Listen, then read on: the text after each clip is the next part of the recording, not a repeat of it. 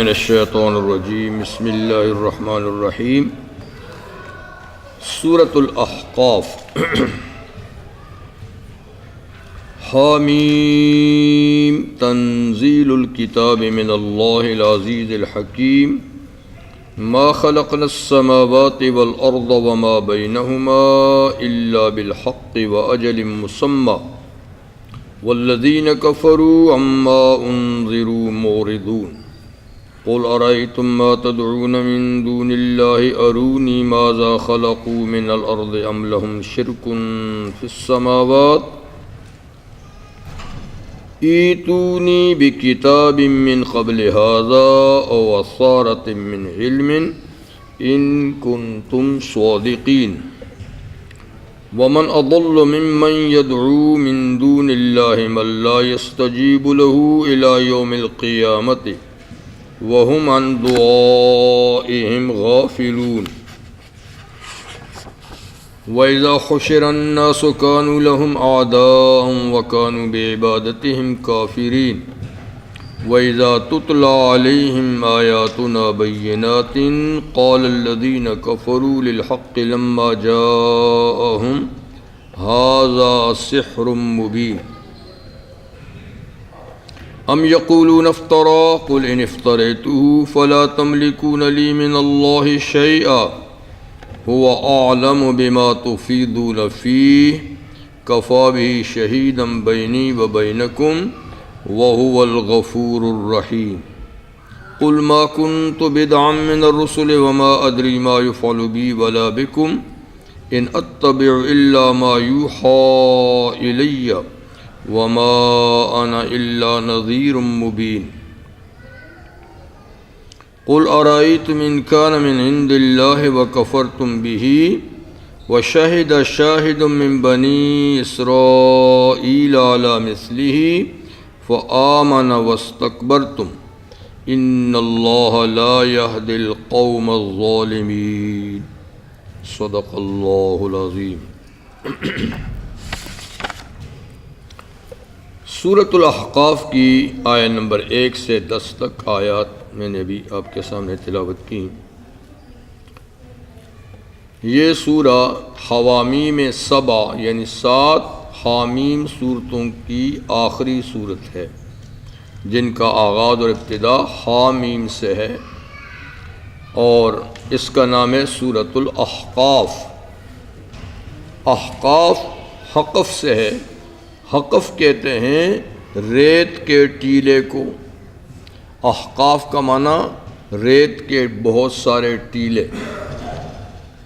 تو اس صورت میں یہ لفظ آگے چل کر آئے گا اذ انذرہم بالاحقاف. تو سعودی عرب کا جو اس وقت علاقہ ہے رب الخالی یہ احقاف تھا. یہاں اب بھی رب الخالی کا معنی یہ ایک چوتھائی حصہ جو خالی پڑا ہوا ہے جہاں کوئی آبادی نہیں، اس لیے کہ یہاں ریت ہی کے ٹیلے ہیں. اب بھی ریت ہے، وہاں پر کوئی آبادی ہو نہیں سکتی، نہ باغ لگے نہ کھیت پیدا ہو نہ کچھ. اور جب طوفانی ہوائیں چلتی ہیں تو ایک ٹیلے کو اٹھا کر دوسرا ٹیلا بنا دیتی ہیں، دوسرے کو تیسرا بنا دیتی ہیں، تو وہاں آبادی بھی نہیں ہو سکتی. اس علاقے میں قوم عاد آباد تھی. تو اس صورت میں چونکہ قوم عاد کا ذکر آئے گا تو اس لیے ان کی آبادی کی جگہ جو ہے وہ احقاف ہے، تو اس کا یہاں ذکر آئے گا. پھر اس صورت میں قوم عاد کے علاوہ مشرکین کے مشرکانہ عقائد کا بھی ذکر ہوگا اور دعوت الی القرآن، قرآن حکیم کی طرف دعوت، جنات کا مسلمان ہونا اور قرآن کی دعوت دینا، اس کا بھی ذکر ہوگا. معاد اور آخرت کا بھی ذکر ہے. شروع صورت میں قرآن حکیم کی صداقت کا، آگے چل کر نبی کریم علیہ السلام کی رسالت کا، اللہ کی توحید کا، اور آخر میں اولو العزم انبیاء کرام کا ذکر اس میں ہوگا. اور بیچ میں کچھ اخلاقی تعلیمات بھی اس کے اندر آئیں گی. یہ صورت جیسے میں نے عرض کیا تھا کہ یہ ساری صورتیں ترتیب سے نازل ہوئی ہیں. جتنی حامیم ہیں پہلے داخل ہوئی، اس کے بعد دوسری، اس کے بعد تیسری، تو یہ سورہ جاسیہ کے بعد 7ویں نمبر پہ نازل ہوئی ہے. ان کے بیچ میں ایسی کوئی صورت نہیں جو نازل ہوئی ہو ان سے آگے پیچھے. یہ بالکل بے ترتیب ہی نازل ہوئی ہیں. جس ترتیب سے قرآن میں ہیں اسی ترتیب سے یہ نازل بھی ہوئی ہیں. تو اس کا آغاز بھی حامیم سے، اور حامیم حروف مقطعات میں سے ہے جس کا معنی اللہ جانتے ہیں یا پھر اللہ کے نبی کو پتہ ہے، اور اس کا معنی امت کو نہیں بتایا گیا. یہ اللہ اور اللہ کے رسول کے درمیان ایک راز ہے. تنزیل الکتاب من اللہ العزیز الحکیم، اس کتاب کا نازل ہونا. ہر صورت کے شروع میں قرآن حکیم ہی کا ذکر ہے. ہر صورت کے شروع میں اس میں بھی ہے کتاب کا نازل ہونا اللہ کی طرف سے ہے جو غالب اور حکمت والا ہے. آگے حق تعالی شانہ ارشاد فرماتے ہیں کہ ما خلقنا السماوات والارض وما بینہما الا بالحق، ہم نے نہیں پیدا کیا آسمانوں اور زمین کو اور اس کے بیچ کے پورے نظام کو مگر حق کے ساتھ پیدا کیا ہے. یعنی ایک مقصد کے لیے پیدا کیا ہے. یہ کھلونا نہیں جو کھلونا بنایا اور توڑ دیا. اس کے بنانے کا ایک عظیم الشان مقصد ہے. اور پھر وہ اجل مسمى، یہ ہمیشہ کے لیے کائنات بنائی بھی نہیں گئی، یہ ایک مقرر وقت تک کے لیے بنائی گئی ہے. آخر یہ ٹوٹ پھوٹ جائے گی. تو بنائی ہے ایک مقصد کے تحت، اور ہمیشہ کے لیے نہیں بنائی، یہ عارضی ہے.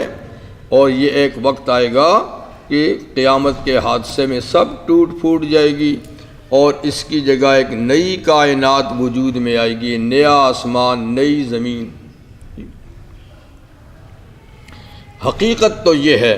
لیکن والذین کفروا، جو لوگ کافر ہیں، عما انذروا موردون، وہ اس چیز سے جس سے ان کو ڈرایا گیا ہے منہ موڑ لیتے ہیں، ڈرتے ہی نہیں ہیں. یعنی منہ پھیر دیتے ہیں اور کوئی ڈرانے سے ڈرتے ہی نہیں ہیں. حالانکہ یہ عارضی جگہ ہے، مستقل جگہ نہیں، اور ایک مقصد کے لیے بنائی گئی ہے. اور مقصد کیا ہے کہ یہاں کچھ لوگ اچھے کام کریں تاکہ ان کو ہمیشہ کی جگہ آباد کیا جائے، یا پھر برے کام کریں گے تو ہمیشہ کی جیل جہنم میں ڈال دیے جائیں گے. یہ ہے اس کائنات کے وجود کا مقصد. اب اللہ تعالیٰ مشرکین کا ذکر فرماتے ہیں، اس لیے کہ دنیا میں سب سے زیادہ مشرک ہیں. سب سے زیادہ، آپ کو پتہ ہے ہندو سارے مشرک ہیں جی، بدھسٹ سارے مشرک ہیں، سکھ دیکھیے وہ بھی شرک میں مبتلا ہیں، عیسائیوں کو دیکھیے وہ بھی مشرک ہیں، یہودیوں کی بھی کچھ تعداد مشرک ہے. تو اس طرح باقی جو مذاہب ہیں دنیا میں، چائنا کا مذہب ہے، جاپان کا مذہب ہے جی، تو یہ سب لوگ مشرک ہیں. یعنی عبادت کرتے ہیں، پرستش کرتے ہیں، لیکن اللہ کے سوا اوروں کی کرتے ہیں. کوئی چاند کی، کوئی سورج کی، کوئی آگ کی، کوئی ستاروں کی، کوئی پتھروں کی، کوئی دریاؤں کے، کوئی درختوں کے، کوئی پہاڑوں کے، ہر چیز کو انہوں نے بنا رکھے ہیں. تو دنیا میں چونکہ اکثریت مشرکوں کی ہے اور اللہ کو سرے سے نہ ماننے والے بہت کم ہیں. جو بالکل خدا کو نہیں مانتے، دہری جیسے رشیا میں ہیں، تو یہ بالکل کم ہیں، آٹے میں نمک کے برابر ہیں. باقی ساری قومیں اللہ کو مانتی ہیں، لیکن اللہ کے ساتھ انہوں نے کئی شرکاء بنا رکھے ہیں سوائے مسلمانوں کے. لیکن مسلمانوں کی بھی کچھ تعداد ایسی ہے جو مسلمان ہو کر بھی شرک میں مبتلا ہیں، وہ بھی غیروں میں یہ چیز مانتے ہیں. تو اس لیے اللہ تعالیٰ قرآن میں زیادہ ذکر اور تردید مشرکین کی کرتے ہیں، اور دلائل بھی اپنی توحید کے زیادہ دیتے ہیں، کیونکہ زیادہ تعداد ہی نہیں لوگوں کی ہے۔ اس مسئلے کو قرآن نے کم ہی بیان کیا ہے کہ خدا کا وجود، اس کے دلائل، اس لیے کہ اللہ کو ماننے والا زیادہ ہے، تو دلائل ہیں لیکن کم ہیں۔ مشرکین کے رد میں زیادہ زور دیا جا رہا ہے کیونکہ ان کی تعداد زیادہ ہے۔ تو یہاں بھی ایسا ہے، قل ارأیتم، اے محمد صلی اللہ علیہ وسلم آپ کہہ دیجئے، ارأیتم یعنی مجھے بتاؤ، ما تدعون من دون اللہ، وہ معبود جن کو تم اللہ کے سوا اپنی حاجتوں میں پکارتے ہو، اپنی حاجتیں پوری کرنے کے لیے پکارتے ہو یا اپنے مصیبتیں دور کرنے کے لیے پکارتے ہو، یہ ذرا بتاؤ، ارونی مجھے دکھاؤ، مجھے یہ بتاؤ کہ جن کو تم اللہ کے سوا پکارتے ہو مجھے دکھاؤ، ماذا خلقوا من الارض، انہوں نے زمین کا کون سا حصہ بنایا ہے جو تم ان کو پکارتے ہو، زمین کا کون سا حصہ ایسا ہے جو انہوں نے بنایا ہے، اللہ نے نہیں بنایا، ام لہم شرک فی السماوات، یا ان کی کوئی پارٹنرشپ اللہ کے ساتھ آسمانوں کے بنانے میں ہے، تو بتاؤ، زمین میں کچھ بنایا انہوں نے وہ بتاؤ، آسمانوں میں کچھ بنایا ہے وہ بتاؤ، اور یوں نہیں دعوے کو دلیل سے بتاؤ، ایتونی بکتاب من قبل ھذا، میرے پاس کوئی کتاب لاؤ جو اس قرآن سے پہلے خدا نے نازل کی ہے اور اس میں لکھا ہو کہ فلاں صاحب نے زمین کا فلاں حصہ بنایا ہے اور آسمان کا فلاں حصہ بنایا، کسی کتاب کے حوالے سے مجھے بتاؤ اس قرآن سے پہلے،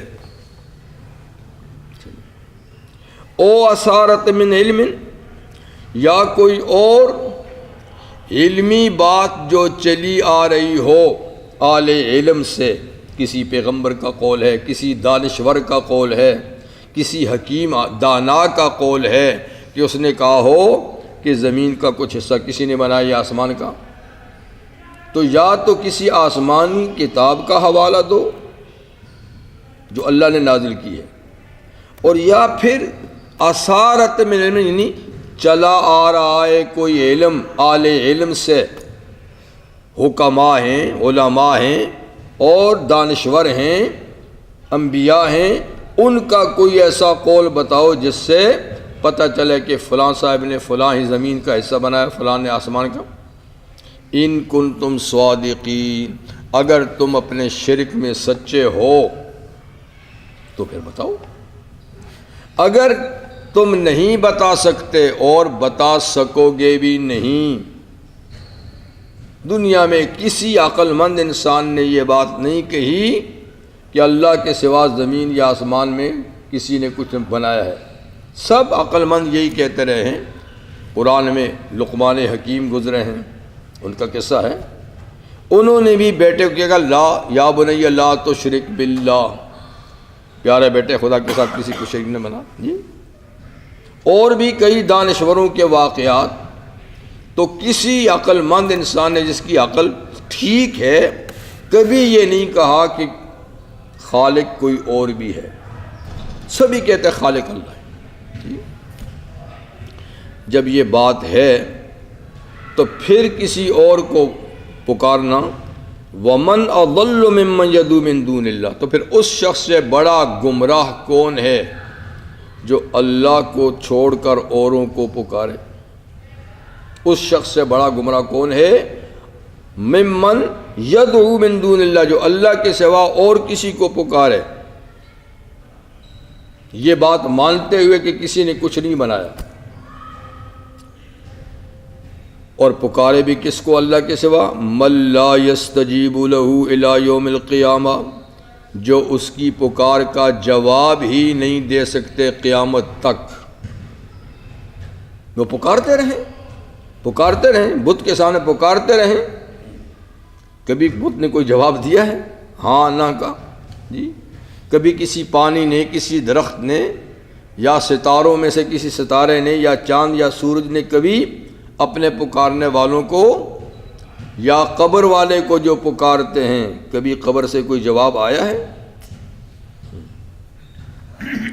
امام ابو حنیفہ رحمہ اللہ ایک دفعہ قبرستان سے گزرے تو دیکھا ایک شخص ایک قبر پر پکار رہا ہے، اللہ کے کسی کوئی نیک بندے کی قبر ہوگی، جیسے کہ آج بھی کرتے ہیں۔ امام صاحب کنارے پہ تھوڑا سا کھڑے ہو گئے، کچھ دیر وہ پکارتا رہا، جب تھک گئے پھر امام صاحب نے کہا کچھ جواب ملا؟ نہیں۔ کہا احمق کہیں کے، جو جواب نہیں دے سکتا اس نے سنی ہی کہاں ہوگی؟ سنتا تو جواب دیتا نا، سنی ہی کہاں ہوگی تو جو جواب دے؟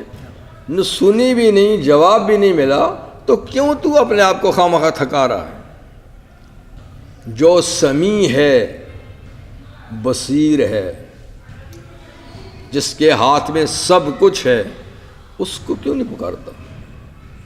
جو ہر کسی کی پکار کو سنتا ہے، ہر کسی کے حال کو دیکھتا ہے، ہر کچھ جانتا بھی ہے، تو جس کے پاس سب کچھ ہے، جس کی کل تو جنازہ پڑھ رہا تھا اور تو کہہ رہا تھا اللہ مغفر لہو ورحمو، اے اللہ اس میت کو بخش دے، اس پہ رحم کر، کل تو اس کے لیے رحم کی دعا کر رہا تھا، آج اس سے حاجت مانگ رہا ہے۔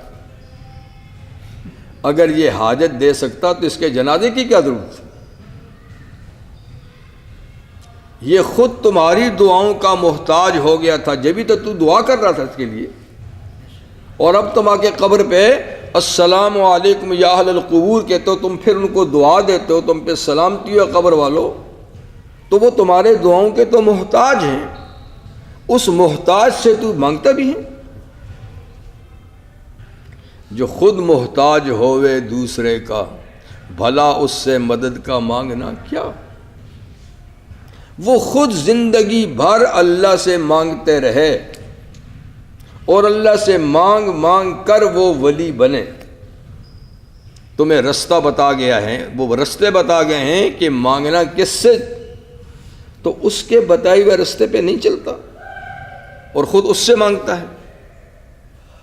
لیکن کیا کریں، جب کھوپڑی الٹی ہو جاتی ہے تو سارا نظام الٹا ہو جاتا ہے۔ جانتے ہیں کہ یہ اللہ کا بندہ زندگی بھر خدا سے مانگتا رہا، اس کے سامنے سجدہ کرتا رہا، جی تو محتاج تھا، جبھی محتاج تھا جبھی، اور جب مر گیا تو بیچارہ اپنے کپڑے اتارنے کی بھی قدرت نہیں رکھتا تھا، ہم نے اتارے، وہ غسل کرنے کی بھی طاقت، ہم نے غسل دیا، دوسرا لباس کفن کا بھی ہم نے ڈالا، اٹھا کر ہم اس کو جنازہ گاہ میں لے کر گئے اور اس کے لیے دعائیں مغفرت ہم نے کی، پھر اٹھا کر قبر میں جا کے رکھا، پھر اس کے لیے دعا کی۔ تو اب بھی کسی کی سمجھ میں نہیں آتا کہ وہ محتاج ہیں، اور جو محتاج ہے دوسرے کا وہ کسی کی مدد کیا کرے گا؟ لیکن یہ سب کچھ کر کے بھی ہم نہیں سمجھتے، اور پھر ہم کہتے ہیں حاجت یہی پوری کرے گا۔ جی بابا شاہ جمال پتر دیمی رتا لال، رتا لال جانتے ہیں؟ سرخ گورا چٹا، اور بابا گیند ککڑ دے پتر، ایک مرغی لے جاتے ہیں وہاں رکھ دیتے ہیں، یہ مرغی لو بیٹا تو سستا سودا ہے، کیا کریں؟ کوئی بکری باندھ کے آتا ہے، کوئی گائے باندھ کے آتا ہے، کوئی دیگ چڑھا کے آتا ہے اور اپنی حاجتیں مانگتا ہے، سستا سودا ہے۔ بھائی ادھر تو فری دینے والا ہے، فری دینے والا ہے، اس کو تم نے چھوڑا ہوا ہے اور وہاں پھر تم نظر و نیاز پیش کرتے ہو، سمجھ نہیں ہے کیا کریں؟ کوئی پتھر کے سامنے ہے، ایسے لوگوں کو بھی دیکھا آپ نے پاکستان میں کہ مزاروں پہ جا کے دھاگے واگے چلاتے کہ جب تک ادھر سے نہیں ہٹیں گے جب تک ہماری حاجت پوری نہیں ہوگی۔ بالکل ہے۔ قبر پہ کیا باندھتے ہیں؟ قبر کو جانے والے رستے میں جتنے پودے ہیں ان کے ساتھ بھی جھنڈیاں باندھی ہوتی ہیں، دھاگے باندھے ہوتے ہیں، یہ تو ہم مسلمانوں کا حال ہے، اور دوسروں کی کیا بات ہے جو مورتیوں کے سامنے ہیں۔ تو اللہ فرماتے ہیں اس شخص سے بڑا گمراہ کون ہے جو اللہ کے سوا اوروں کو اپنی حاجتیں پوری کرنے کے لیے یا مصیبتیں ٹلانے کے لیے پکارتے ہیں، جو ان کی پکار کا جواب قیامت تک نہیں دے سکتے، قیامت تک نہیں دے سکتے، بلکہ وَهُمْ عَنْ دُعَائِهِمْ غَافِلُونَ، وہ تو ان کی پکار سے بے خبر ہیں، ان کو خبر ہی نہیں کہ قبر پہ کون آیا، کون ہمیں پکار رہا ہے۔ بت ہیں، لکڑی کے ہیں، دھات کے ہیں، لوہے کے ہیں، چاندی کے ہیں، سونے کے ہیں، المونیم کے ہیں، ان کو کیا خبر ہے کہ کون پکار رہا ہے، جواب کیا دیں گے؟ اسی طریقے سے باقی وہ ان کی پکار سے بے خبر ہیں بیچارے۔ اچھا، اور آج ایسا ہو رہا ہے کہ وہ روک نہیں سکتے کہ میاں ایسا نہ کرو، وہ بیچارے روک بھی نہیں سکتے کہ ایسا مت کرو، خدا سے مانگو، روک بھی نہیں سکتے۔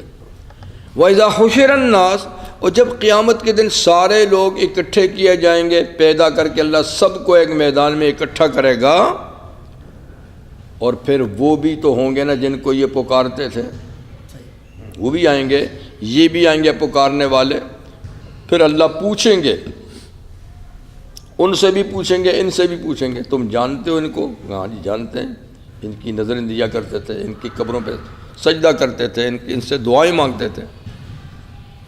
تو فرمایا کچھ اب کریں گے تمہارا؟ تو اللہ ان سے پوچھیں گے ہاں بھائی تمہارے نام کی انہوں نے بڑی بڑی قربانیاں دی ہیں، تو کچھ کرو گے ان کا؟ تو وہ کیا کہیں گے؟ کانوا لہم آدان، وہ تو ان کے دشمن ہو جائیں گے، انکار کہ یا اللہ ہم ان کو تو جانتے نہیں، یہ کون لوگ ہیں، یہ عرس والے، یہ قوالیوں والے، یہ کون ہیں، ہم تو ان کو جانتے بھی نہیں ہیں، وہ ان کے الٹے دشمن ہو جائیں گے۔ وَقَانُوا بِعِبَادَتِهِمْ كَافِرِينَ، اور وہ ان کی پوجا پاٹ کا انکار کریں گے، ہمیں کیا خبر یا اللہ انہوں نے ہمیں پکارا ہے، ہماری قبر پہ کوئی سجدہ کیا ہے، ہم سے کوئی دعا مانگی ہے، ہمیں تو خبر ہی نہیں ہے کہ یہ ہماری عبادت اور پرستش کرتے رہیں۔ تو بت ہوں گے یا انسان ہوں گے یا جن ہوں گے یا فرشتے ہوں گے، کیونکہ کچھ لوگ فرشتوں کی پوجا بھی کرتے ہیں نا، کچھ جنات کی بھی کرتے ہیں، تو جتنے بھی انہوں نے اللہ کے سوا معبود بنا رکھے ہیں، قیامت کے دن وہ ان کی عبادت کا انکار کریں گے۔ کانوا بعبادتہم کافرین، ان کے عبادت کے منکر ہوں گے وہ، اور کہیں گے ہم ان کو جانتے بھی نہیں۔ تو کل یہ ہونا ہے، آج ہی سنبھل جاؤ، کل یہ ہونا ہے تو آج ہی سنبھل جاؤ۔ یہ ہے جگہ جو اجڑی ہوئی ہے، یہ ہے جگہ، اس کو آباد کرو تو کل کو کام بنے گا۔ یہ اجڑی گی اور قبریں آباد ہوں گی، مندر آباد ہوں گے، جی چرچ آباد ہوں گے، تو کل نقصان اٹھاؤ گے۔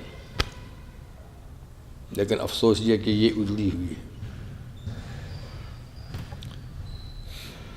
اور وہ اس کے مقابلے میں سب آباد ہیں، میلے ٹھیلے ہیں اور پتہ نہیں کیا کچھ ہے، یہاں کچھ نہیں، وہ چند لوگ آتے ہیں بس۔ وَإِذَا تُتْلَىٰ عَلَيْهِمْ آيَاتُنَا بَيِّنَاتٍ، آج حال یہ ہے، آج جب ان پہ ہماری آیتیں پڑھی جاتی ہیں واضح کھلی ہوئی، کوئی اس میں ایسی بات نہیں جو سمجھ میں نہ آتی ہو، آیات بینات، روشن آیتیں جب ان کے سامنے پڑھی جاتی ہیں، تو قال الذین کفروا للحق، کافر لوگ اس سچی بات کے بارے میں کیا کہتے ہیں؟ سچی، لما جام، جب ان کے پاس یہ سچی بات آتی ہے، پڑھ کے سنائی جاتی ہے، تو کیا کہتے ہیں؟ ھذا سحر مبین، یہ تو کھلا ہوا جادو ہے، کھلا ہوا جادو ہے، اللہ کی کتاب نہیں ہے کہتے ہیں، لیکن اثر بڑا کرتی ہے، اثر بڑا کرتی ہے، اس لیے جادو ہے، جادو کی کتاب ہے۔ تو آج یہ حال ہے، یہ جادو ہے۔ ام یقولون افطرا، بلکہ یہ کہتے ہیں کہ محمد صلی اللہ علیہ وسلم نے یہ خود بنائی ہے، افطرا کا معنی، افطرا کہتے ہیں نا کوئی چیز بنا کر دوسرے کے ذمہ لگا دینا، یعنی خود بنا کر اللہ کے ذمہ لگا دی ہے، بناتا خود ہے اور کہتا ہے یہ اللہ کی کتاب ہے۔ ام یقولون افترا، بلکہ یہ کہتے ہیں کہ انہوں نے خود بنا لی ہے۔ قل، اے محمد صلی اللہ علیہ وسلم آپ کہہ دیجئے ان کو، ان افتریتہ، اگر یہ میں نے کتاب خود بنائی اور اللہ کے ذمے لگائی ہے تو پھر اللہ میاں چھوڑیں گے مجھے اس طرح کیا؟ کیونکہ سب سے بڑا جھوٹ تو وہ ہے جو خدا پہ جھوٹ باندھا جائے، تو یہ تو سب سے بڑا جھوٹ ہوگا کہ کتاب میں لکھ کے کہوں یہ اللہ کی بھیجی ہوئی ہے، تو اس سے بڑا جھوٹ کیا ہے جی؟ جب اتنا بڑا جھوٹ میں کروں گا تو پھر اللہ چھوڑیں گے؟ فلا تملکون لی من اللہ شیئا، پھر تم اللہ کی طرف سے میرا کچھ اختیار نہیں رکھتے ہو، جب اللہ پکڑنے پہ آئے گا تو تم سارے مجھے بچا نہیں سکو گے۔ اور اللہ تعالیٰ نے فرمایا بھی ہے سورہ معارج میں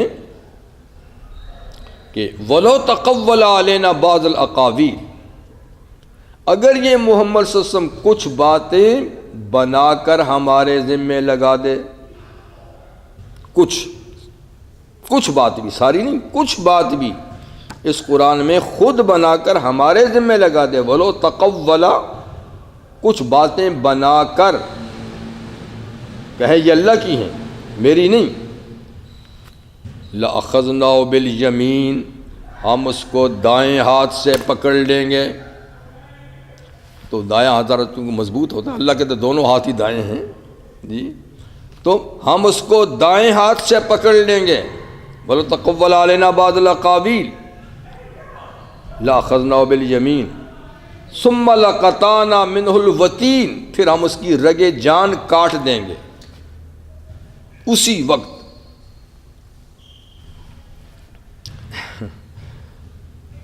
مرزا کہتا ہے، مرزا جانتے ہیں کون؟ اوہ ہو ماشاءاللہ آپ جانتے ہیں اس کو۔ مرزا کہتا ہے دیکھو اللہ کہتے ہیں اگر کوئی بات بنا کر میرے ذمے لگائے میں اسی وقت ہاتھ پکڑ کے اس کی گردن کاٹ دوں گا، تو میں جو کچھ کہتا ہوں تو میری گردن کاٹی ہے ابھی تک؟ میں کہتا ہوں کہ مجھ پہ وحی آ رہی ہے تو جھوٹ تو ہوا نا پھر؟ اگر میں جھوٹ بولوں تو اللہ کہتے ہیں کوئی بات بھی کہے اور میرے ذمہ لگائے تو اسی وقت اس کا ہاتھ پکڑ کے رگ جان کاٹ دوں۔ تو کہتا ابھی تک تو میری رگ جان نہیں کٹی، تو اس کا مطلب میں ٹھیک کہتا ہوں۔ یہ وہی مشرکوں والی بات ہے نا کہ اللہ میاں روکتے نہیں ہیں تو ہمارا سارا کام ٹھیک چل رہا ہے۔ لیکن دیکھیے یاد رکھیے یہ آیت صرف حضور کے لیے ہے، کسی اور کے لیے نہیں ہے، کسی اور کے لیے نہیں ہے۔ اوروں کو چھوٹ ہے، کہو جتنا کہو، آخر میں دیکھوں گا۔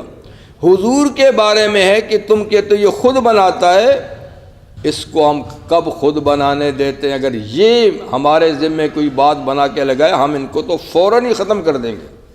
تو یہ صرف حضور کے لیے ہے، باقی جھوٹے لوگوں کے لیے نہیں ہے۔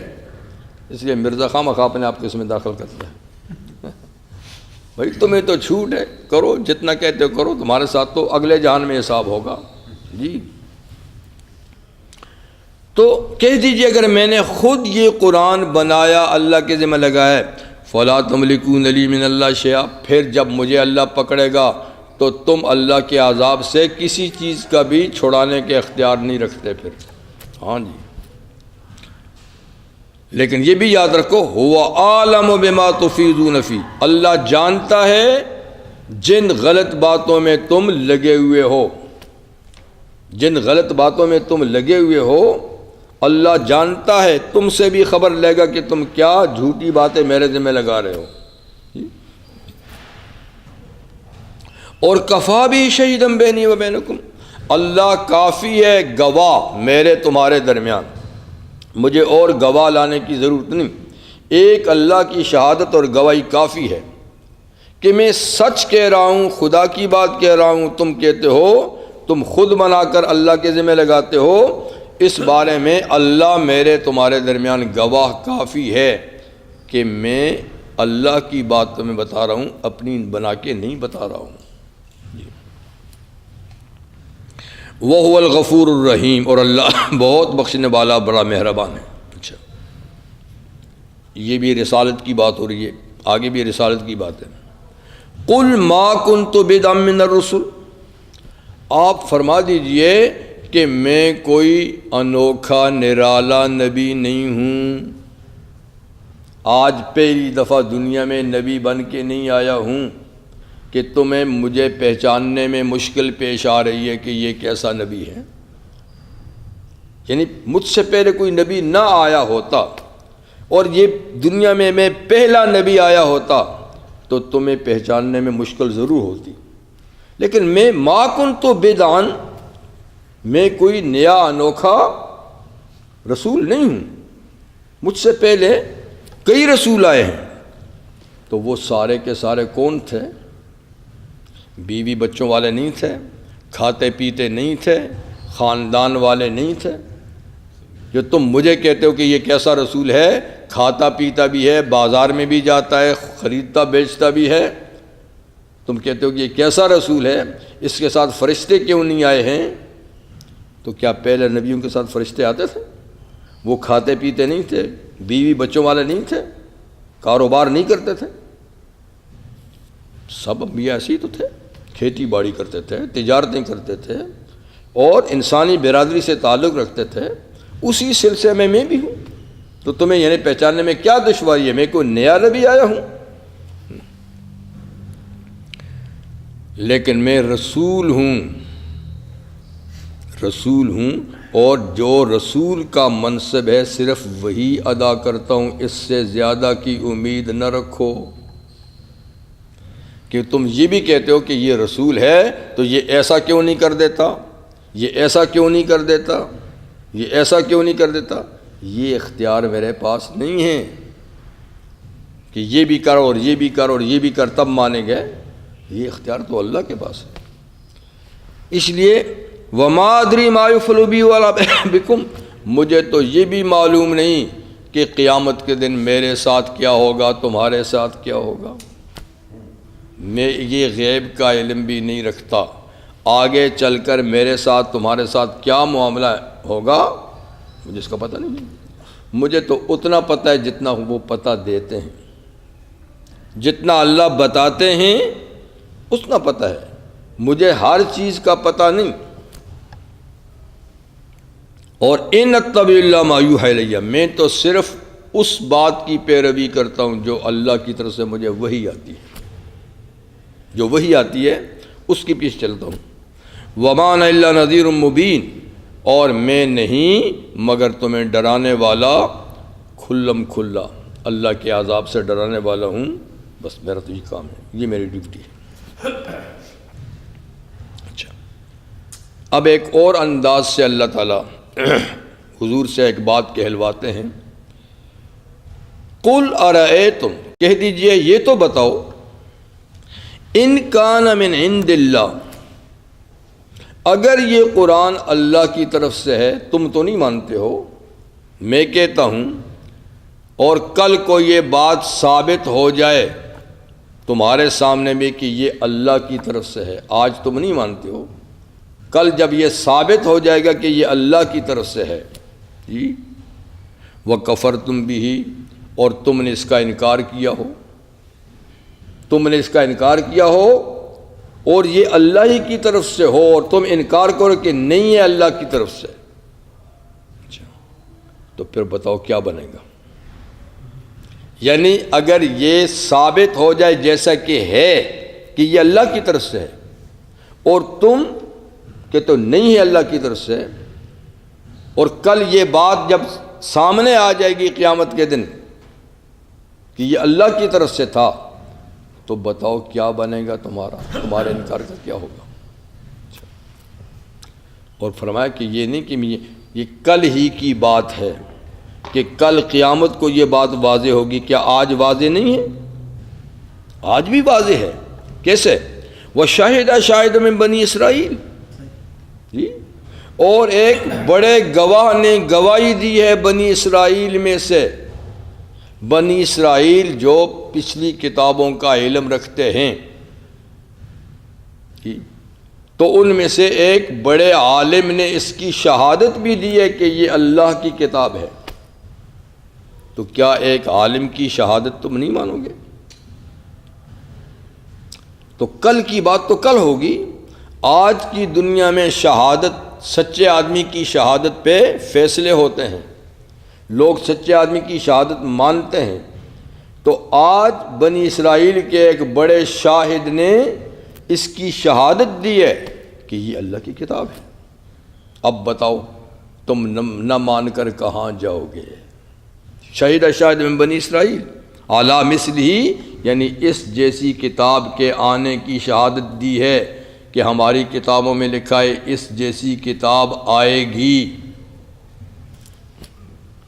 اور فآمنا، صرف شہادت نہیں دی، جب یہ کتاب آئی تو اس نے اس پر ایمان بھی لایا،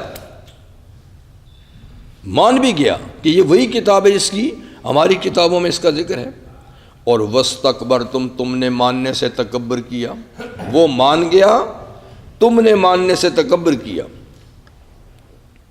تو یاد رکھو ان اللہ لا يهدي القوم الظالمین، اللہ ایسے بے انصافوں کو پھر ہدایت نہیں دیتا جو محض ضد اور تکبر سے حق بات نہیں مانتے۔ اب سوال یہ پیدا ہوتا ہے کہ یہ شاہد کون ہے جس کا قرآن نے ذکر کیا؟ بنی اسرائیل میں سے کون شاہد ہے؟ تو بعض اہل علم کہتے ہیں کہ یہ عبداللہ بن سلام رضی اللہ عنہ ہے، یہ یہودیوں کے ایک بڑے عالم تھے اور یہ صحیح عالم تھے۔ جب حضور علیہ السلام مدینہ منورہ تشریف لے گئے اور وہاں شہرت ہوئی کہ مکہ سے ایک صاحب آئے ہیں، کہتے میں نبی ہوں، تو ان کو پتہ تھا کہ آخری نبی آئے گا اور آئے گا بھی یہیں پر اس شہر میں، ان کو پتہ تھا۔ تو یہ اس وقت کھیت میں کام کر رہے تھے، یہ عالم بھی تھے اور اپنی برادری کے چودھری بھی تھے، اپنے خاندان کے سردار بھی تھے، یعنی سیاسی لحاظ سے بھی بڑا منصب تھا، علمی لحاظ سے بھی بڑا منصب تھا۔ تو یہ فوراً کام چھوڑ کر حضور کو ملنے کے لیے آئے۔ تو جس گھر میں حضور صلی اللہ علیہ وسلم تشریف فرما تھے اس میں داخل ہوئے، جیسے وہ دروازے سے داخل ہوئے اور حضور پر نظر پڑی، وہیں سے کہا لیس ھذا الوجہ وجہ کذاب، یہ جو سامنے چہرہ ہے جھوٹے آدمی کا چہرہ نہیں ہے، یہ جانا پہچانا چہرہ ہے۔ اس لیے کہ اللہ تعالیٰ قرآن میں کہتے ہیں کہ یعرفون کما یعرفون ابناءہم، یہ حضور کو ایسا جانتے ہیں جیسے کوئی اپنے بیٹوں کو جانتا ہے، ایسا جانتے ہیں۔ تو اس نے دیکھتے کہا یار یہ تو وہی ہے، کہتے یہ چہرہ جھوٹے کا چہرہ نہیں ہے۔ خیر پھر سامنے آیا، پھر ایک دو بات حضور سے پوچھی اور کلمہ پڑھ لیا، بس کلمہ پڑھ لیا۔ تو پھر حضور سے کہا کہ حضور میری برادری جو ہے نا یہاں، ان کو میرے ایمان کا بتائیں نہیں، میں ایک کمرے میں چھپ کے بیٹھتا ہوں اور میری برادری کو بلا کر میرے بارے میں پہلے رائے لیں کہ میں کیسا آدمی ہوں، پھر اس کے بعد میں نکل کے کلمہ پڑھوں گا ان کے سامنے، پھر دیکھیں پھر کیا کہتے ہیں، پہلے کیا رائے دیں گے اور جب میں کلمہ پڑھوں گا پھر کیا رائے دیں گے، ذرا دیکھیے ان کو۔ خیر وہ الگ ہو کے بیٹھ گئے، تو ان کے لوگوں کو بلا، فرمایا کہ کیف فیکم عبداللہ بن سلام، عبداللہ بن سلام تم میں کیسا آدمی ہے؟ اوہ ماشاء اللہ جی، ہوا سیدنا وابن سیدنا، وہ ہمارے سردار ہیں اور سردار ہی کے بیٹے ہیں، اور ہمارے پیشوا ہیں اور پیشوا ہی کے بیٹے ہیں، ان کی تو بات ہی کیا سرکار۔ جب انہوں نے اقرار کیا تو اٹھے اور آگے کہا اشہد ان لا الہ الا اللہ اشہد ان محمد عبدہ ورسولہ، ایک دم چینج ہو گیا، کہا ہوا شرنا وابن شرنا، یہ ہمارا بدترین آدمی ہے اور بہت برے کا بیٹا ہے۔ انہوں نے کہا حضور میں نے پہلے کہا تھا یہودی قوم کا یہی نظریہ ہے، میں نے پہلے کہا تھا. کہا کہنے دو، کہتے رہیں گے. تو بہرحال عبداللہ بن سلام، حضور نے فرمایا کہ مدینہ اور مدینہ کے اطراف میں 10 بڑے علماء ہیں یہودیوں کے، بڑے، چھوٹے موٹے تو بہت سارے، 10 بڑے جن کا پوری کمیونٹی پر ہولڈ ہے، یہودی کی پوری. اگر فرمایا حضور نے کہ یہ 10 کے 10 مسلمان ہو جاتے تو ایک یہودی بھی نہ رہتا، سب مسلمان ہوتے، اس لیے کہ ان 10 سے ادھر ادھر جانے والا کوئی نہیں تھا. لیکن اس قوم کی بد نصیبی کہ 10 میں سے ایک ہی مسلمان ہوا، 9 نہیں ہوئے. اس لیے یہودی جہاں تھے سو وہیں رہے، تو وہیں رہے. تو بعض کہتے ہیں کہ شہیدہ شاہد سے مراد یہ ہیں عبداللہ بن سلام، کہ یہ ایک بڑے عالم ہیں، انہوں نے بھی دیکھو شہادت دی، قرآن کی سچائی کی، نبی کی سچائی کی، اور تم انکار کرتے ہو. ایسے آدمی کی شہادت تمہیں ماننی چاہیے. لیکن اس پہ یہ سوال ہوتا ہے کہ یہ صورت تو مکہ میں نازل ہوئی ہے، صورت مکی ہے، عبداللہ بن سلام تو ہجرت کے بعد مسلمانوں میں مدینہ میں، تو پھر کیسے جوڑ ہے؟ تو بعض حضرات اس کا یہ بھی جواب دیتے ہیں کہ آخر مکی صورتوں میں مدنی آیت بھی تو ہوتی ہے، مکی صورت میں مدنی آیت بھی تو ہوتی ہے، تو ٹھیک ہے یہ آیت مدنی ہے. لیکن چلو یہ بات رہنے دو کہ پوری صورت ہی چلو مکی ہے، کیونکہ یہ پوری صورتیں اکٹھی ہی نازل ہوئی ہیں لیکن بعد دیگر. تو میرا دوسرا سوال یہ ہے کہ یہ واقعہ مکہ ہی میں ہوا تھا، اور وہ یہ کہ مکہ میں ایک یہودی عالم کوئی آیا تھا ایسے ہی وزٹ کے لیے. تو مشرکین مکہ نے اس کو پکڑ دیا، اس کو کہا تم پڑھے لکھے عالم ہو اور یہاں ایک شخص نے نبوت کا دعویٰ کیا ہے، تمہاری کیا رائے ہے ان کے بارے میں؟ ہم تو یعنی جاہل ان پڑھ ہیں، ہمیں پتہ تو نہیں ہے، تم تو پڑھے لکھو، اس کے بارے میں کچھ جانتے ہو.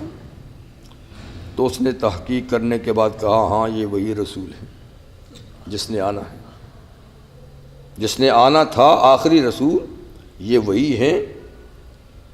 یہ بات زیادہ مشہور نہیں ہے، لیکن ایک بات یہ بھی ہے کہ اس نے شہادت دی تھی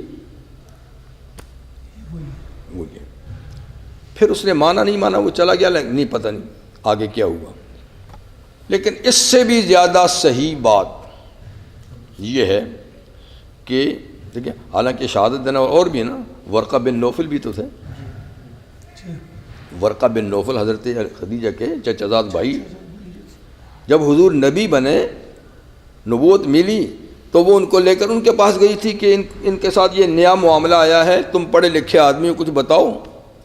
انہوں نے حضور سے سٹوری سن کر کہا تھا کہ یہ تو وہی ناموس اور بابرکت شخصیت ہے جو موسیٰ پہ نازل ہوئی تھی، یعنی جبریل.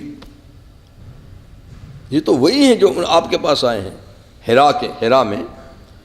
اور پھر اس نے کہا میں تو اب بہت ضعیف اور بوڑھا ہو چکا ہوں، کاش میں زندہ ہوتا اس وقت جب یہ قوم آپ کو آپ کے شہر سے نکال باہر کرے گی تو میں آپ کی خوب مدد کرتا.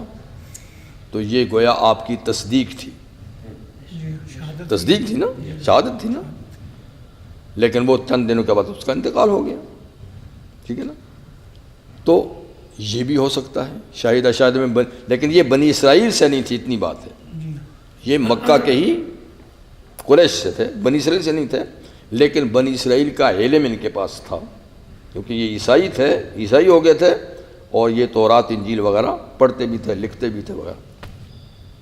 لیکن جو زیادہ صحیح پکی بات یہ ہے کہ شہیدہ شاہد من بنی اسرائیل سے مراد عیسیٰ علیہ السلام ہے.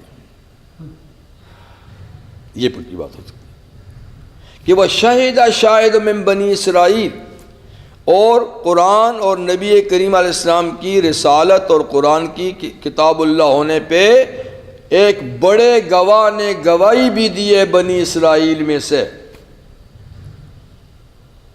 وہی عیسیٰ علیہ السلام. کیونکہ عیسیٰ علیہ السلام نے نبی کریم علیہ السلام کا نام لے کر شہادت دی تھی جیسے انجیل میں ہے، جی نام لے کر کہ میرے بعد ایک رسول آنے والا ہے، اسمہ احمد، اس کا نام احمد ہے۔ تو دیکھا وہ بشارت دے کر گئے تھے، خوشخبری دے کر گئے تھے، نام لے کر بتا کر گئے تھے، تو کیا ان کی شہادت بھی تم نہیں مانو گے؟ تو بال یہ 3 قول ہیں، ٹھیک ہے، یا عبداللہ بن سلام والا، یا وہ کوئی اور یہودی عالم مکہ میں آیا تھا، یا پھر عیسیٰ علیہ السلام کی شہادت مراد ہے، جو وہ بنی اسرائیل کے نبی تھے۔ جی یہ ہو گیا۔ وقال الذین کفروا، اچھا، اور کافر لوگوں نے کہا، کافر یعنی مشرکین مکہ، جی مکی صورت ہے نا، ساری باتیں ان کی ہو رہی ہیں۔ تو کافر لوگوں نے کہا، کس سے؟ للذین ایمان والوں سے، مسلمانوں سے، یعنی کفار مکہ نے مومنین مکہ سے کہا، مکہ کے مسلمانوں سے کہا، لو کان خیرا ما سبقونا الیہ، اگر یہ تمہارا دین اس میں کوئی خیر اور بھلائی ہوتی، کوئی سچائی ہوتی، تو ہم سے پہل تم نہ کرتے قبول کرنے میں، ہم نے تم سے پہلے اس کو قبول کیا ہوتا۔ جب ہم جیسے چودھری سردار نہیں مان رہے تو معلوم ہوا کہ اس کے اندر کوئی، ہاں اس کا مطلب ہے کہ ہم معیار ہیں جی کسی چیز کے کھرا کھوٹا ہونے کے لیے، ہم مانیں گے تو کھرا ہوگا اور ہم نہیں مانیں گے تو کھرا نہیں ہوگا۔ اگر اس دین میں کوئی خیر ہوتی تو ما سبقونا، یہ مسلمان ہم سے آگے نہ بڑھتے اس کو قبول کرنے میں، سب سے پہلے ہم بڑھتے، اس لیے کہ ہر اچھی کام میں ہم آگے ہوتے ہیں۔ وہ دنیا کے کام ہے نا، تم آگے ہوتے ہو، دین کے کام ہے تو سب پیچھے ہوتا ہوں۔ تو یہ مسلمانوں کو کہتے تھے دیکھو ہم پڑھے لکھے لوگ ہیں، ہم دولت مند ہیں، اور عقل بھی ہمارے ہی پاس ہے، اس لیے کہ دنیا میں جس کے پاس دولت ہوتی ہے نا، وہ سمجھتا ہے کہ سب کچھ اب میرے ہی پاس ہے، اور دولت نہیں ہے تو کسی کے پاس کچھ بھی نہیں۔ آج بھی دنیا میں یہی سمجھا جاتا ہے کہ سیاست میں لیڈر وہی بن سکتا ہے، اور آگے کچھ نہیں کہتے ہیں، آگے آپ جانتے ہی ہیں۔ ہم جیسے غریب تو بھائی وہاں فیس ہی نہیں بھر سکتے نام لکھوانے کی،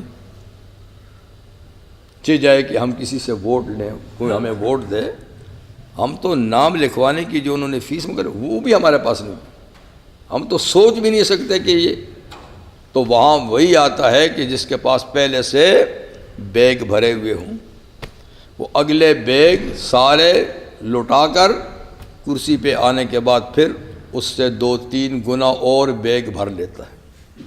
تو جو یہ کام کر سکتا ہے آج کی دنیا میں، وہی سمجھدار بھی ہے، وہی عقل مند بھی ہے، وہی سب کچھ ہے، غریب آدمی کی کوئی پوزیشن نہیں ہے۔ تو یہ نظریہ آج کا نہیں ہے، بہت پرانا چلا رہا ہے۔ قوم نوح علیہ السلام سے دیکھیں تو ہر قوم میں یہی لوگ تو کہتے تھے اگر یہ خیر ہوتا تو تم ہم سے آگے نہ بڑھتے، بھائی ہم آگے بڑھتے، ہم جو نہیں قبول کر رہے تو معلوم ہے کہ اس میں کوئی،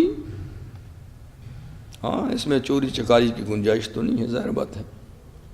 تمہیں تو ایسا چاہیے کہ جس میں دونوں ہاتھوں سے لوٹ سکو، اور تمہارے تو ایسا چاہیے کہ ظلم و ستم جتنا ڈھاؤ تمہیں کوئی پوچھنے والا نہ ہو، تمہیں تو ایسا چاہیے۔ اور یہاں تو عدل ہے، انصاف ہے، غریب پروری ہے، یہ تمہیں کب سوٹ کرتا ہے؟ یہاں تو چودراہٹ والی بات نہیں ہے۔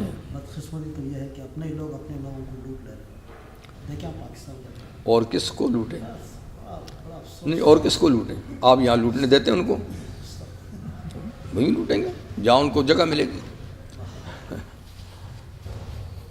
ہر جگہ کا یہ حال ہے۔ بس سارے پیسے لے کے باہر کے ملک میں رکھ رہے ہیں، اور پھر کچھ گڑبڑ ہوئی تو پیسے ملتے نہیں،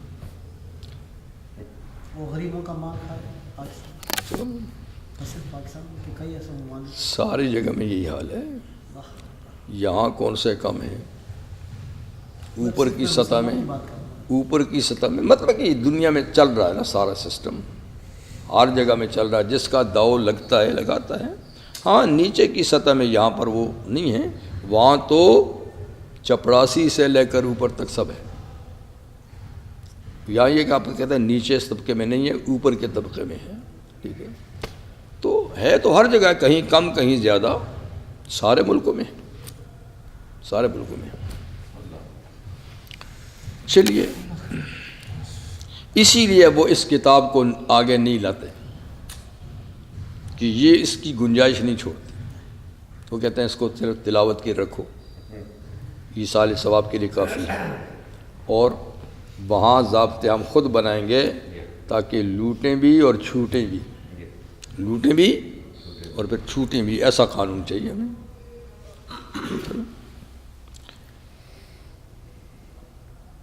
وقال الذین، کہا جائے تو کافر کہتے ہیں مومنوں سے اگر یہ خیر ہوتا، یہ دین میں خیر ہوتی، ما سبقونا الیہ، تو یہ ہم سے آگے نہ ہوتے، یہ ہم سے پہل نہ کرتے، پہلے ہم قبول کرتے۔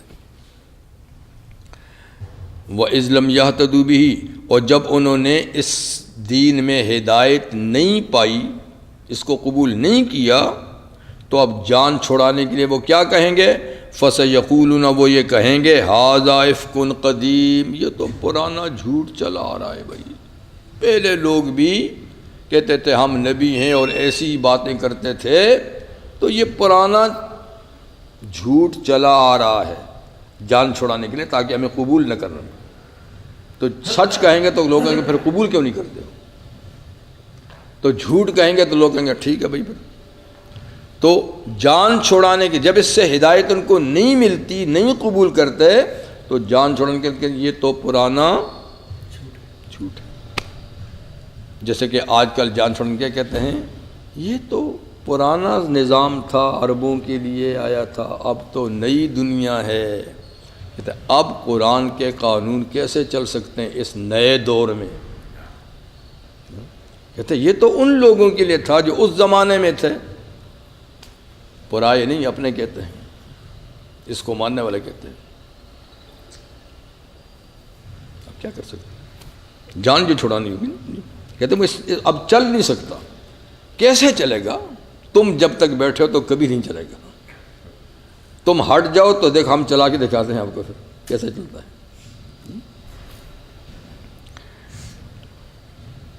فرمایا کہ یہ کوئی جیسا رسول انوکھا نرالا نہیں ہے، پہلے بھی رسول آئے ہیں، کتاب بھی نرالی نہیں ہے، پہلے بھی کتابیں آئی ہیں، میچ کر کے دیکھو۔ وَمِن قبلی کتاب موسیٰ، اس سے پہلے موسیٰ علیہ السلام کی ایک بڑی زبردست کتاب آئی ہے تورات، امام و رحمہ، وہ کتاب بھی اپنے زمانے میں پیشوا تھی، امام کہتے ہیں نا پیشوا کو، لیڈ کرنے والا، وہ پیشوا تھی، وہ رحمہ، اور لوگوں کے لیے رحمت کا ذریعہ تھی، وہ کتاب بھی تو آئی تھی۔ اچھا جی، وَهَذَا کتاب، اور یہ کتاب اب مصدق یہ اس کتاب کی تصدیق کرتی ہے، بار بار اس کا نام لیتی ہے تورات کا کہ وہ بھی خدا کی کتاب آئی تھی۔ تو اگر یہ اور وہ الگ ہوتی تو یہ اس کی تکذیب کرتی کہ میں ہی ہوں وہ نہیں۔ جب یہ بار بار کہتے کہ نہیں وہ بھی عظیم الشان کتاب تھی، تو معلوم ہوا کہ یہ ایک ہی جگہ سے ہیں یہ دونوں۔ تو اس سے پہلے کتاب تھی موسیٰ علیہ السلام کی اماماً و رحمہ، وَهَذَا کتاب مصدق، یہ اس کی تصدیق کرتی ہے، بے شک وہ امام اور رحمت تھی اپنے دور میں۔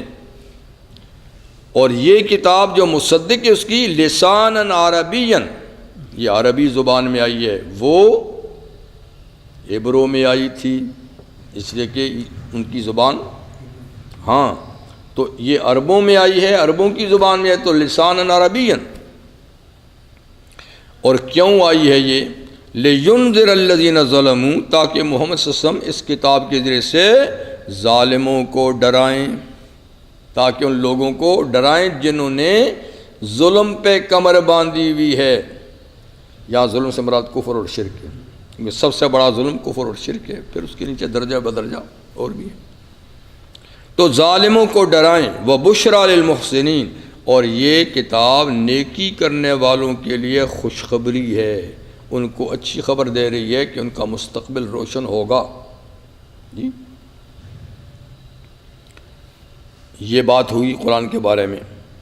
اب اللہ تعالیٰ اس پر ایمان لانے والوں کی استقامت اور پھر ان کے مستقبل کا ذکر فرماتے ہیں۔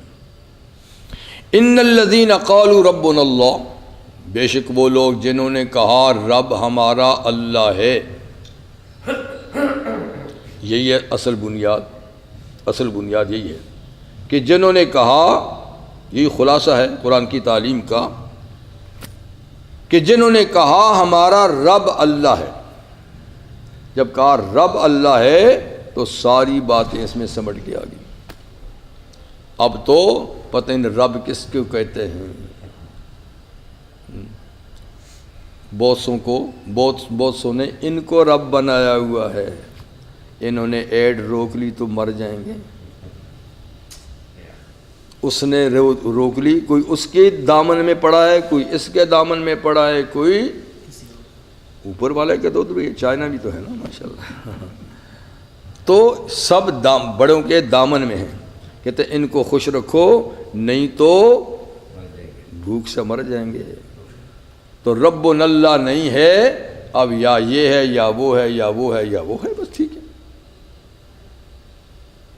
لیکن وہ لوگ جو کہتے ہیں ہمارا رب اللہ ہے، یہ نہیں ہے، بلکہ وہ رب العالمین ہے، ان کا بھی رب ہے، ہمارا رب اللہ ہے۔ لیکن صرف زبانی نہیں کہتے، ثم استقاموا، پھر اس پر وہ مستقیم بھی ہیں، پکے بھی ہیں۔ یہ نہیں ہے کہ مسجد میں رب ہمارا اللہ ہے اور پھر جب یہاں چکر لگاتے ہیں کہ تم ہی ہو صاحب اور کچھ دو، یہ نہیں، دو والی پالیسی نہیں۔ جب کہا رب ہمارا اللہ ہے، یہاں بھی وہاں بھی رب ہمارا اللہ ہے، تو پھر اس پہ پکے بھی رہے۔ اس لیے کہ پکا رہنا مشکل ہے، کہنا آسان ہے۔ کہتے ہیں لا الہ، یہ مشکل ہے۔ الا اللہ آسان ہے، الا اللہ کہو تو کوئی چھیڑے گا بھی نہیں آپ کو۔ الا اللہ الا اللہ الا اللہ، کوئی نہیں چھیڑے گا۔ جب کہ لا الہ، سب آ جائیں گے، کون ہے؟ ہم بھی تو الہ ہیں۔ تم کہتے لا الہ کوئی نہیں، ہم جو ہیں، ہاں جی، تو ساری باطل طاقتیں لا الہ کے مقابلے میں ہیں۔ اس لیے کہ سب کہتے ہیں ہم الہ ہیں، ہمیں پوجو، ہمارے سامنے جھکو، تو لا الہ پہ جھگڑا۔ اسی لیے تو اقبال کہتے ہیں بیچارے، چمی گویم مسلمانم بلرزم کہ دانم مشکلات لا الہ را، الا اللہ را نہیں۔ کہتے جب میں اپنے آپ کو مسلمان کہتا ہوں تو کب کبھی طاری ہو جاتی ہے، کانپ اٹھتا ہوں، اس لیے کہ میں لا الہ کی مشکلات کو جانتا ہوں کہ لا الہ کہا تو ساری دنیا مخالفت پہ آ جائے گی۔ چودھری کہیں گے ہم جو الہ ہیں، جی باطل قوتیں کہیں کہ ہم جو الہ ہیں، شیطان کہے گا میں بھی تو الہ ہوں، نفس کہتا میں بھی تو الہ ہوں، من اتخذ الہ ہوا، اس لیے مرضی کہے گی، پھر میں کہاں گیا؟ تو جب لا الہ کا جب کوئی نہیں ہے تو یہ ساری باطل قوتیں آ جائیں گی۔ ہم بھی الہ ہیں، خاندان کہے گا ہم بھی تو الہ ہیں، رسم و رواج کہے گا ہم بھی تو الہ ہیں۔ تو میں گویم مسلمانم بلرزم کہ دانم مشکلات لا الہ را، یہ نہ کہو تو کوئی پوچھتا بھی نہیں ہے، الا اللہ کہتے رہو، اللہ یہ اللہ یہ اللہ یہ، کوئی نہیں کہے گا، کہیں گے اور کوئی نہیں ہے تو سب اٹھ کے آ جائیں گے، ہم جو ہیں ہمارا کیا بنائے گا؟ اس لیے استقامت مشکل ہے، کلمہ پڑھنا آسان ہے، اس پہ ڈٹ جانا مشکل ہے۔ اور اللہ فرماتے ہیں جس نے کلمہ پڑھا رب اللہ کا، پھر اس پہ ڈٹ بھی گیا، تو پھر یہاں تھوڑی سی مشکلیں تو آئیں گی، فلا خوف علیہم، لیکن آگے کوئی خوف نہ ہوگا، ولا هم یحزنون، اور غم زدہ بھی نہیں ہوں گے، نہ دنیا کی چیزوں کا غم ہوگا کیا چھوڑ کے آئے گا، نہ آگے کا خوف ہوگا کیا بنے گا۔ خوف آگے کو ہوتا ہے نا، غم پیچھے کو ہوتا ہے، جو چھوڑ گیا اس کا غم نہیں ہوگا، اس سے کہیں زیادہ اللہ دے گا۔ آگے تنہائی کا سفر ہے، کیا بنے گا یہ خوف بھی نہیں ہوگا۔ پیچھے ایک صورت میں گزر چکا ہے، ان الذین قالوا ربنا اللہ، یہی ان الذین قالوا ربنا اللہ ثم استقاموا، جنہوں نے کہا رب ہمارا اللہ ہے، پھر اس پہ ڈٹ گئے، تتنزل علیہم الملائکہ، موت کے وقت فرشتے فوراً آ جاتے ہیں، کیونکہ اب جا رہا ہے دنیا چھوڑ کر، اکیلا جا رہا ہے۔ کہتے ہیں شکریہ قبر تک پہنچانے والوں شکریہ، اب اکیلے ہی چلے جائیں گے اس منزل سے ہم، تم نے تو ساتھ جانا نہیں، یہاں تک پہنچایا تمہارا شکریہ، آگے تو تم نے نہ باپ نے جانا، نہ بیٹے نے جانا ہے، نہ بیوی نے جانا ہے، نہ بھائی نے جانا ہے، اب اکیلے ہی چلے جائیں گے اس منزل سے ہم۔ لیکن فرمایا اکیلے نہیں، جنہوں نے کہا رب ہمارا اللہ ہے، پھر اس پہ ڈٹے رہے، تتنزل علیہم الملائکہ، موت کے وقت ان کے پاس فرشتے آتے ہیں اور ان کو تسلی دیتے ہیں تم اکیلے نہیں، اللہ تخافوا ولا تحزنوا، اگلی منزل سے ڈرو نہیں، پیچھے جو چھوڑا ہے اس کا غم نہ کرو، نحن اولیاؤکم فی الحیات الدنیا وفی الآخرہ، دنیا میں بھی ہم نظر نہیں آتے تھے لیکن ہم تمہارے ساتھ تھے، ہم تمہارے ساتھی تھے دنیا میں بھی، وفی الآخرہ، اگلی پوری منزل میں ہم تمہارے رفیق سفر ہیں۔ تو ایسے حسین چہرے والے فرشتے، پیاری باتیں کرنے والے، کہ سارا خوف ختم ہو جاتا ہے آدمی کا، بشرطے کہ یہ ہو، ورنہ تو کام وہی ہے، ورنہ دوسری پارٹی آئے گی، دوسری پارٹی ہے کیا، نہیں انہی حوامیم میں پیچھے گزری ہے، سورہ شورا سے جو پہلی صورت تھی نا، سورہ حامیم فصلت، حامیم یعنی پہلی حامیم کے بعد دوسری، پہلی حامیم مومن ہے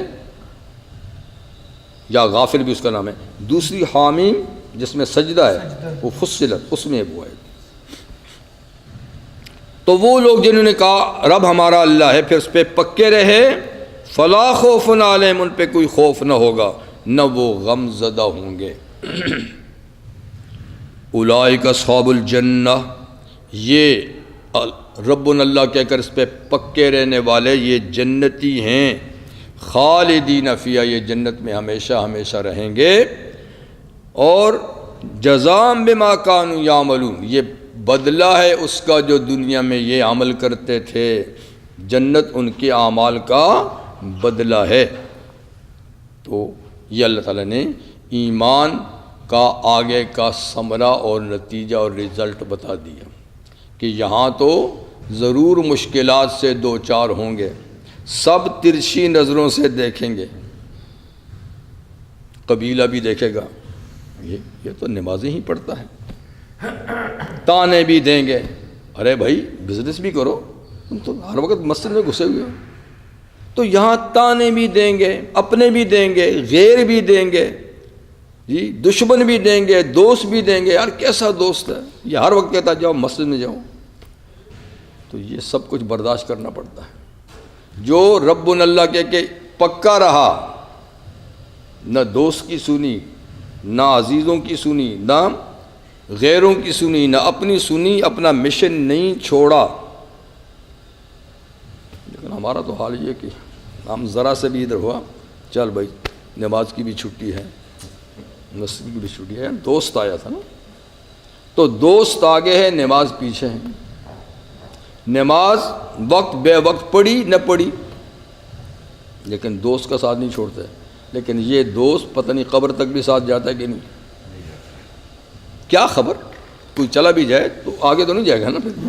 ہاں اسی طریقے سے باقی سارے کام جن میں لگ کے آدمی اللہ کو بھولتا ہے وہ سب ادھر ہی پڑے رہیں گے. آگے تو اکیلا ہی جانا ہے اور آگے اندھیرا ہے. یاد رکھیے قبر میں روشنی بلب سے نہیں ہوگی. الصلاۃ نور، نماز روشنی ہے. حشر میں بھی قبر میں بھی آگے جتنی لائٹ ہے وہ نماز سے ہوگی، ایمان سے ہوگی.